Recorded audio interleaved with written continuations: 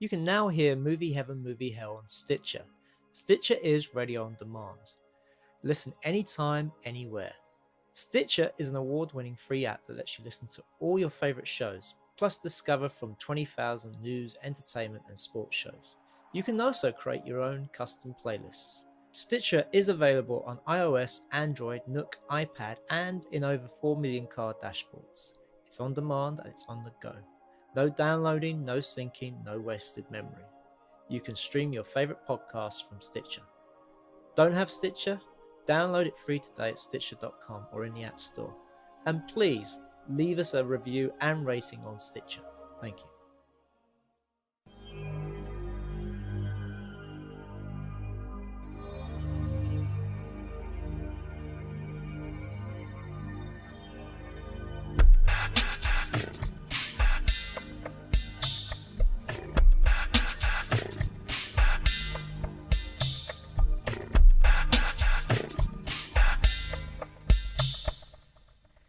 So last Thursday, Keith and I attended a recording of a Radio 2 show called Friday Night is Music Night.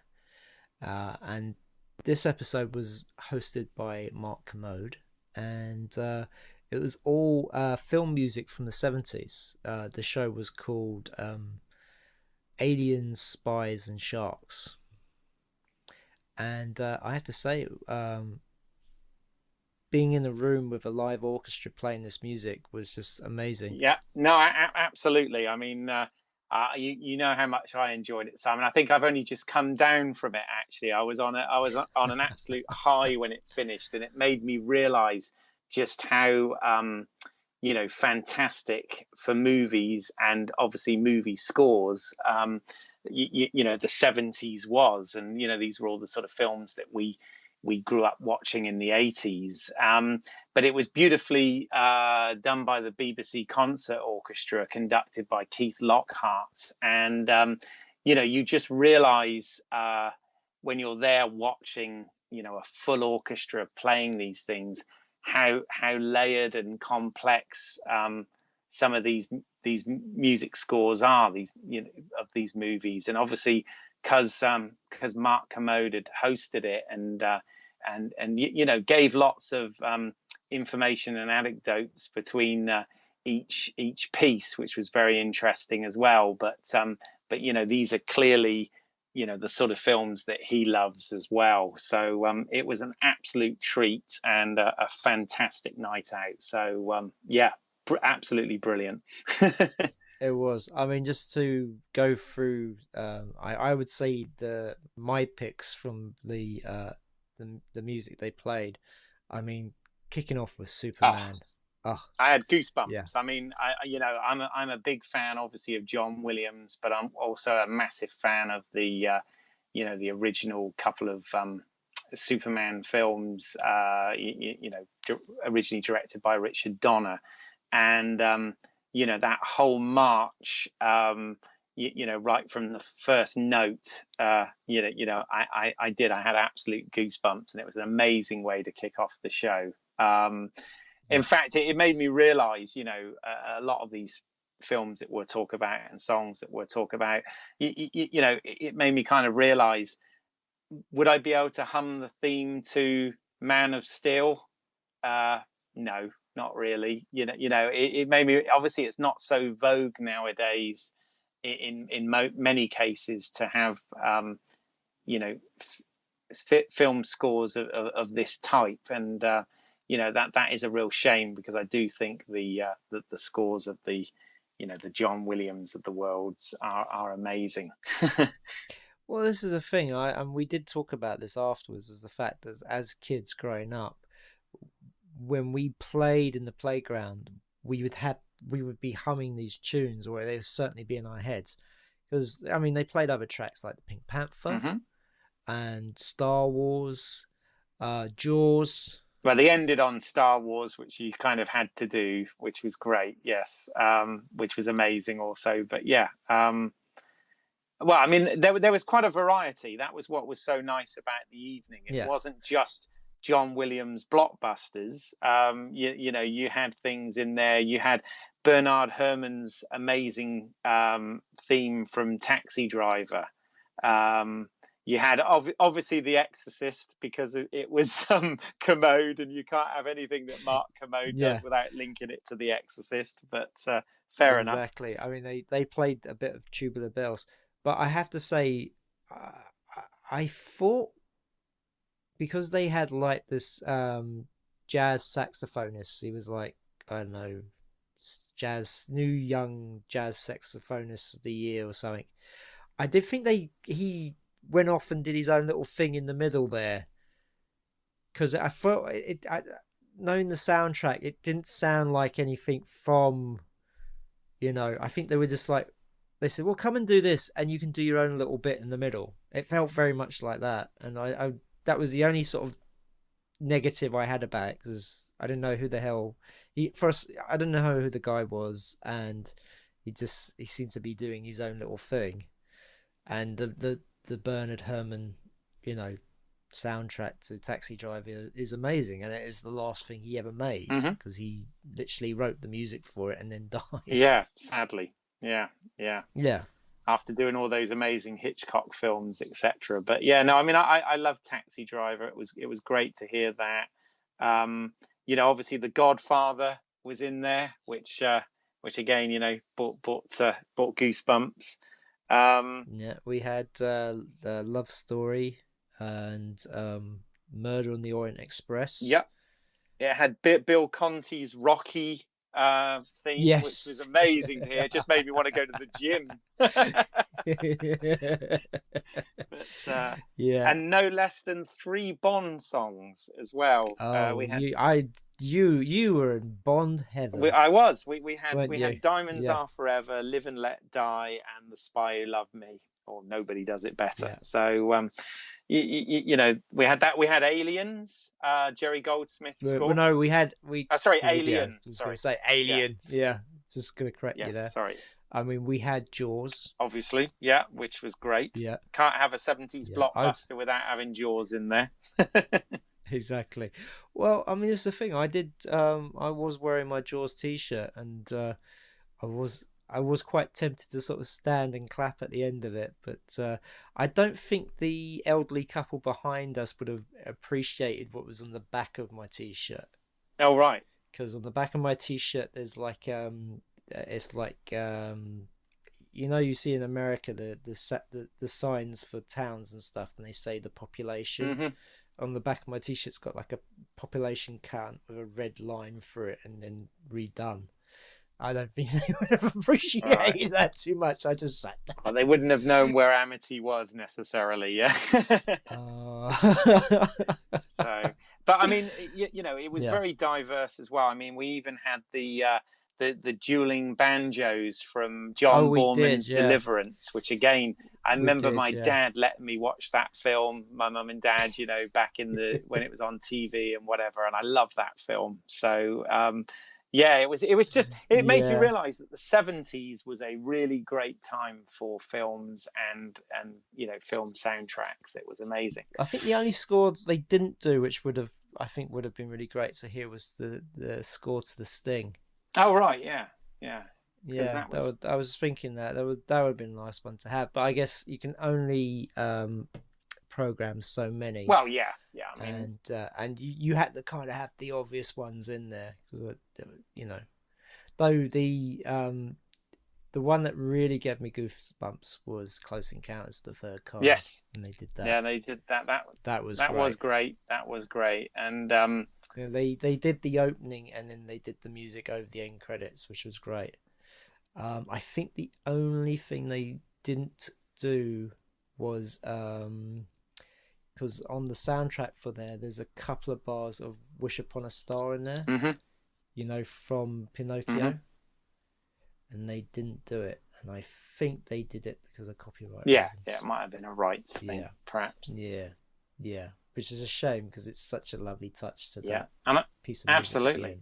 I think you mentioned it as well. We had Henry Mancini's Pink Panther theme in there as well. Yes, I did mention it. And they had Saturday Night Fever as well, didn't they? Yes, they did. Yeah, when they started playing it, I'm going, oh, I know this one. Where's that note from? Because it's Beethoven, but done in a disco style. Absolutely. So yeah, and it was like one of those tracks I'd had heard when I was a kid, but it was like one of those. God, there was an orchestra that used to do covers of film Oh, music. Jeff Love I'm and his trying to think. orchestra. Was that the one? No, it wasn't Jeff Love. It was another one. Name escapes me. And I remember they did. I thought that was actually one of their tracks. I thought it was a track that they did, but I didn't realize it was actually from Saturday Night Fever. Right. I've seen the film, but I've only seen it once, and I saw it ages ago. It's not exactly a fun film to watch, and also the fact that you think Saturday Night Fever and you think Bee Gees. Yes. Yeah. Absolutely. That's No, I mean it was amazing, and it was just so good to see. This played live, and you know the song so well, but to actually watch it happening there in front of you in those amazing acoustics was great. So no, that was a real treat, Yes, a real unexpected treat. So I appreciated you getting the tickets and inviting me along to that. That was awesome. no, that's all right, Keith. I was on the mailing list, and it came up, and I thought, yeah, let's do it. I mean, I got on the mailing list because I was trying to get tickets for the Commode and Mayo show when they were doing their episode on Spectre, and unfortunately couldn't get a ticket for that, which I was gutted, because I'd like to see them, because I'm an avid listener of theirs, and I listen to their podcast every week, and to have been there to see them recording it live would have been great. But maybe one day I'll get tickets for that one. But it was a great night, and it was free as well, which was it always helps. It always helps indeed. No, I mean it really was good, and it was wonderfully presented as well by Mark Commode, who's clearly, as hopefully people see with us, very passionate about films, and he did give a lot of stories and information in between all the pieces, and a little bit of why he picked them and things of that nature. So it was really good, and a really good selection in there, and really well performed by the orchestra. I mean, they were pretty flawless across the board with it. So I was well impressed. No, it was a great night. But I mean, I think I just want to sort of go back to the point you were sort of making about why soundtracks today are not on the same level as they were back in the 70s and the 80s. And I don't know what it is. I don't know why they've moved away from soundtracks that's actually got a theme to them. That's something you can actually, go away and listen to. I think the last soundtrack where you could sort of remember most of it was the Gladiator soundtrack. I know when that came out, I actually, after seeing the film, I went out and bought the soundtrack because I loved it so much. But with the Christopher Nolan Batman films, life of me, you can't remember the tunes to that. No. I mean, Inception is boing boing. Yeah, no, I mean, great. It's not exactly much fun. No, I agree. I mean, great as those films are, you're right. Like with the Batman as a prime example, as we always go back to Batman with stuff. But both the Danny Elfman and the Elliot Goldenthal, music, which were in the previous Batman films, were very memorable and had very good themes for each character, very much like John Williams always does, themes for the different characters, which is very memorable. The films in the 70s could be identified by these main tunes.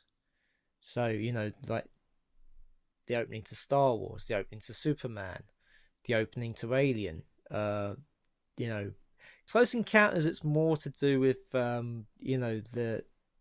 the tune that the aliens do, it's a plot point in that one. Yeah, absolutely. Yeah, but I mean that tune you remember more over than the actual the sort of main tune.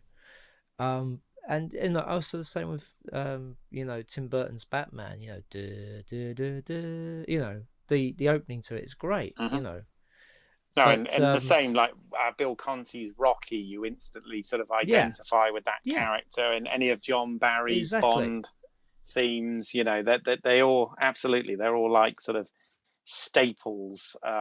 So I don't understand why films have moved away from that now. I mean, we really need to sort of go back to that, I think. Yeah. I mean, I can't remember. I mean, outside of Star Wars last year, I can't remember a single film that I saw where I could remember the main theme. Well, one composer of today that I do like, and I do feel kind of has that sort of old, you know, Herman stroke John Williams type quality is Michael Giacchino, who J.J. Abrams usually uses, because the music in 2009 Star Trek, there was a very definite theme to that. And Yeah, themes for the various characters and stuff, which I think worked quite nicely.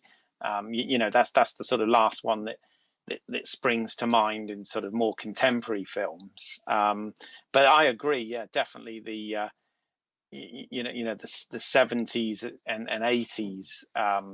In the point where we were growing up there, and obviously we were hearing stuff back from the 50s and 60s as well. A lot of those films, are very memorable because of the music, and exactly. I mean, just well, just thinking like John Carpenter's films. yes, absolutely. I mean, usually, especially his like Halloween, Escape from New York.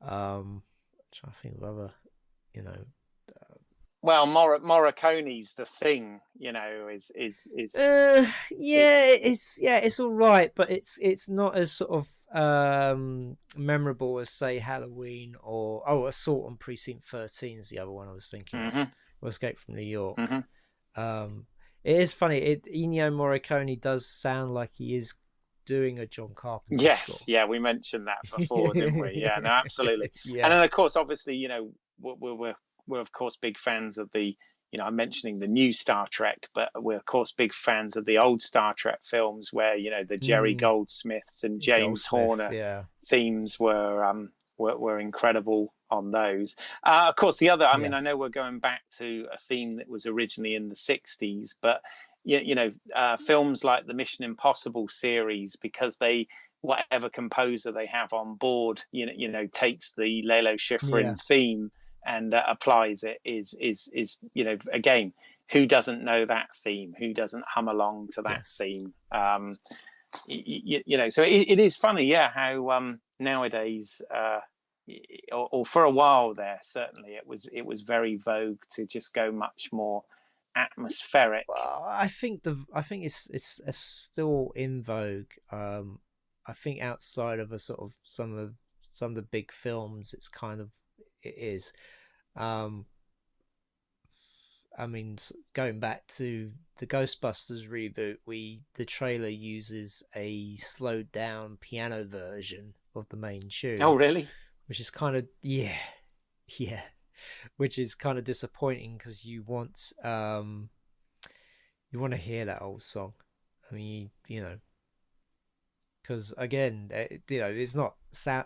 This is sort of music that's been made for the film, but isn't sort of score. But it's very memorable, and it's also part of the identity of the Ghostbusters. So, it would have been nice either that they used that tune or that they came up with their own tune, like they did for Ghostbusters 2. Yeah, yeah, But it's as we said before on a previous podcast, it's the jury's still out on that one. I mean, I'm hoping it's going to be good, but the trailer was very disappointing.